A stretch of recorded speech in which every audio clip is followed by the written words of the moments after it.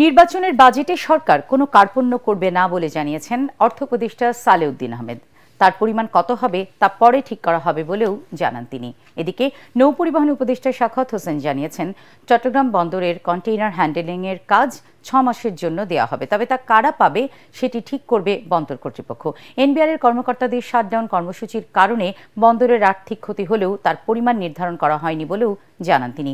NBR কর্মকর্তাদের সাথে বৈঠকে বসলে তাদের দাবির বিষয়ে আলোচনা হবে বলেও আশ্বাস দেন অর্থ উপদেষ্টা। সচিবালয়ে ক্রয় সংক্রান্ত উপদেষ্টা কমিটির বৈঠক শেষে এসব কথা বলেন তারা।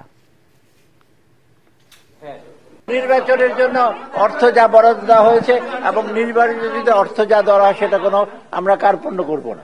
পোর্টে যে অবস্থা ছিল 3-4 দিন একটা অলরেডি যেগুলি এক্সপোর্ট হওয়ার কথা ওগুলো ঢুকে গেছিল। They are waiting for to be lifted in ship, মানে জাহাজীকরণ বাকি ছিল।